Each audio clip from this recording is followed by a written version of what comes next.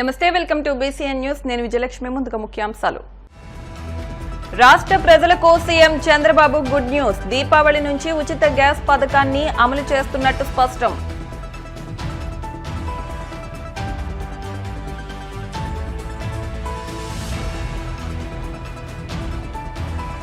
మత్స్యకార సంక్షేమ సమితి ఆధ్వర్యంలో 21న స్వచ్ఛ సాగర్ సురక్షిత సాగర్ కార్యక్రమం విజయవంతం చేయాలని కోరిన కాకినాడ సిటీ ఎమ్మెల్యే కొండబాబు.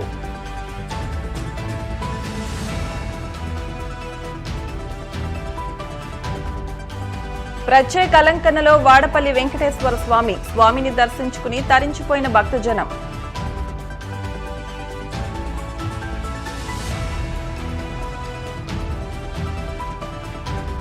వరద బాధితులను ఆదుకోవడంలో కూటమి ప్రభుత్వం సక్సెస్. సీఎం చంద్రబాబు ప్రకటించిన పరిహారం అద్భుతమన్న ఎమ్మెల్యే సోమిరెడ్డి.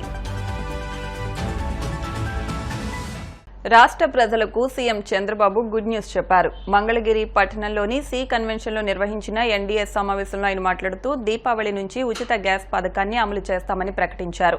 దీపావళి రోజున మొదటి సిలిండర్ను అందిస్తామని వెల్లడించారు. కాగా అధికారంలోకి వస్తే ఏటా 3 సిలిండర్లను ఫ్రీగా ఇస్తామని ఎన్నికల సమయంలో చంద్రబాబు ప్రకటించిన సంగతి తెలిసిందే. ప్రకటించిన విధంగానే ఆయన మరో పథకానికి శ్రీకారం చుట్టారు. అనంతరం డిప్యూటీ సీఎం పవన్ కళ్యాణ్ మాట్లాడుతూ రాష్ట్రం బాగుపడాలనే కోరిక మాత్రమే తనకు ఉందని, అంతే తప్ప మరో ఆలోచన తనకు లేదని అన్నారు. రాష్ట్ర ప్రజల సంక్షేమమే తన లక్ష్యమని, రాష్ట్రం బాగు కోసం ఎన్ని ఇబ్బందులైనా ఎదుర్కొంటానని పేర్కొన్నారు. ముఖ్యమంత్రి చంద్రబాబును చూసి ధైర్యంగా ఎలా ఉండాలో నేర్చుకున్నానని అన్నారు.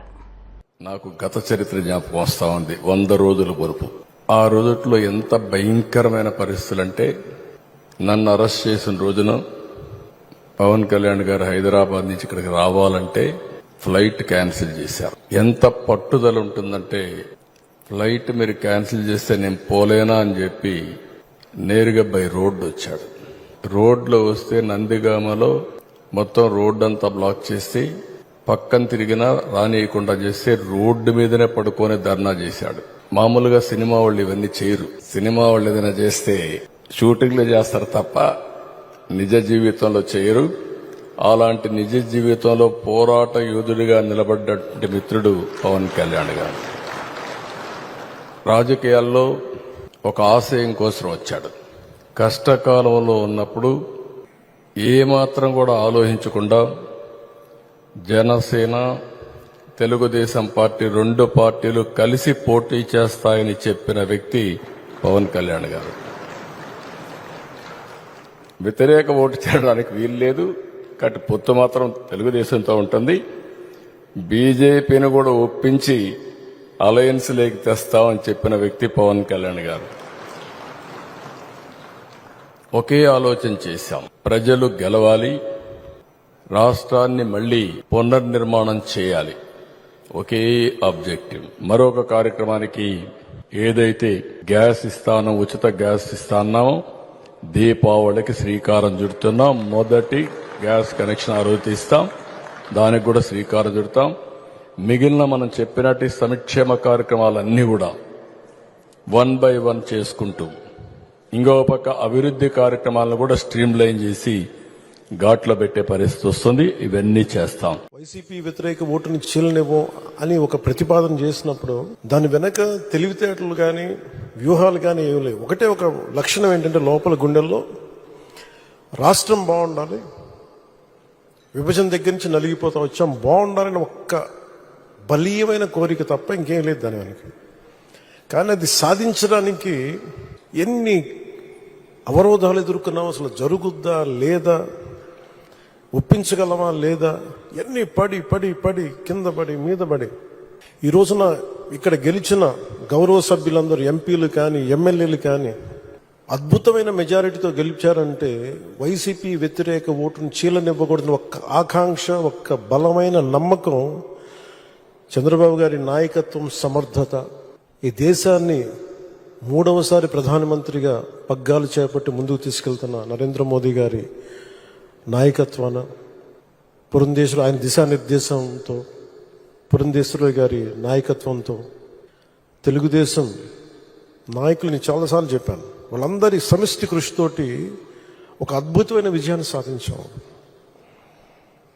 నాకు చాలాసార్లు అనిపించేది, ప్రతిసారి ఏం చెప్పాలి రోడ్ల మీదకి వెళ్తున్నప్పుడు, మీరు గెలవరండి, ఇప్పుడున్న వైసీపీ గెలుస్తుంది, మీరు గెలవరు. ప్రతిరోజు బయట వాళ్ళు ఎవరు చెప్పేవాళ్ళు, మనతో పాటు పక్కన ఉండేవాళ్ళు చెప్పేవాళ్ళు మాట. అసలు నమ్మకం ఉన్నది ఎవరికి అంటే, అసలు చెక్కు చెదరని గెలుస్తున్నాం కొడుతున్నాం నెగిటివ్ థాటే ఉండకూడదు, 170కి 160 కొట్టాలన్న మొదటి రోజు నుంచి చెప్పింది శ్రీ నారా చంద్రబాబు నాయుడు గారు చెప్పారన్నమాట.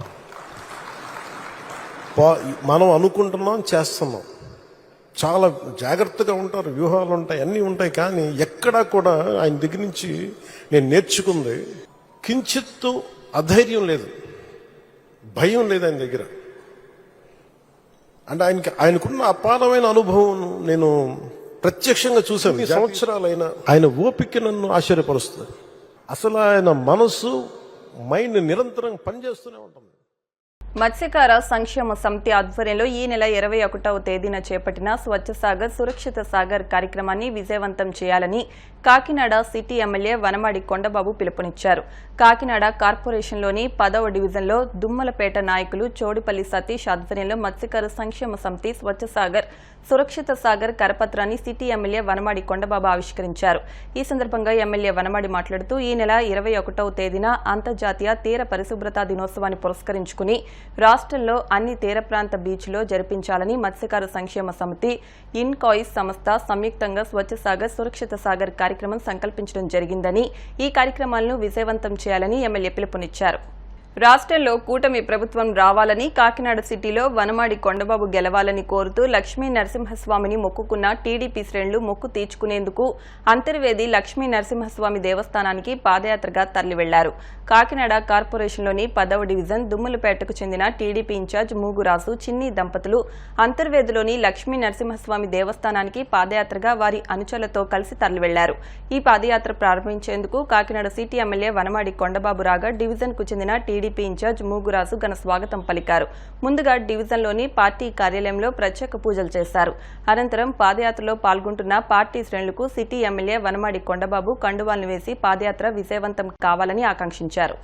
కాకినాడ నుండి అంతర్వేదు శ్రీ లక్ష్మీనరసింహస్వామి సన్నిధికి పాదయాత్రగా దుమ్ములపేట నుండి కార్యకర్తలు, మహిళలు మేమందరం కూడా బయలుదేరడం జరుగుతుంది.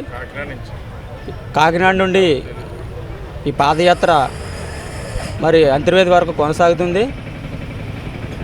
మొన్న జరిగిన సార్వత్రిక ఎన్నికల్లో మరి గత వైసీపీ ప్రభుత్వంలో అరాచకాలు పట్ల మేము ఎంతో రాష్ట్ర వ్యాప్తంగా కూడా మనసాప్తం గురవడం జరిగింది. అలా మేము కూడా మనశ్శాంతి లేదు మాకు. మరి సార్వత్రిక ఎన్నికల్లో కూటమి ప్రభుత్వం ఏర్పడి ఈ రాష్ట్రానికి శ్రీ నారా చంద్రబాబు నాయుడు గారు ముఖ్యమంత్రి కావాలని, ఈ కాకినాడ సిటీకి శ్రీ వనమాడి కొండబాబు గారు ఎమ్మెల్యే అవ్వాలని మరి స్వామి సన్నిధిలోకి వెళ్ళి మేము మొక్కుకున్నాం. స్వామి 2 సార్లు కూడా దిగ్విజయంగా ఈ మొక్కును నెరవేర్చారు. నా జీవితంలో కనివిని ఎరగనేని ఈ మార్పులు ఇవి.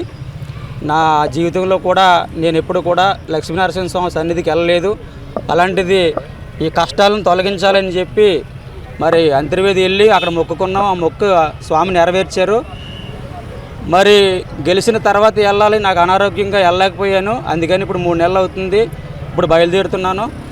మరి ఈ యాత్ర దిగ్విజయంగా జరగాలని, స్వామి ఆశీస్సులు అన్నీ కూడా మా పైన ఉండాలని, ఈ రాష్ట్రాన్ని సుభిక్షంగా నడిపించడానికి శ్రీ నారా చంద్రబాబు నాయుడు గారికి, ఈ కాకినాడ సిటీ నడిపించడానికి శ్రీ వనమాడి కొండబాబు గారికి ఆ భగవంతుడు ఆరోగ్యాలు ఇవ్వాలని మనస్ఫూర్తిగా కోరుకుంటున్నాను. కర్ణాటకలోని బెంగళూరులో చిరుతపులి సంచారం మరోసారి కలకలం రేపుతోంది. తుముకూరు రోడ్, హోసూరు రోడ్డు మధ్య ఉన్న టోల్ ప్లాజా దగ్గరలో రోడ్డు దాటుతూ చిరుత కనిపించడంతో స్థానికులు భయాందోళనకు గురయ్యారు. దీనికి సంబంధించిన దృశ్యాలు అక్కడ ఉన్న సీసీటీవీలో రికార్డయ్యాయి. టోల్ ప్లాజా సమీపంలోని ఫ్లైఓవర్ను దాటుతున్నట్లు టోల్ ప్లాజా అధికారులు గుర్తించారు. నెట్టూర్ టెక్నికల్ ట్రైనింగ్ ఫౌండేషన్ వైపు చిరుతపులి వెళ్లినట్లు అనుమానం వ్యక్తం చేస్తున్నారు. ప్రజలు అప్రమత్తంగా ఉండాలని సూచించారు. ఇప్పుడు కాసేపు ప్రకటనలు.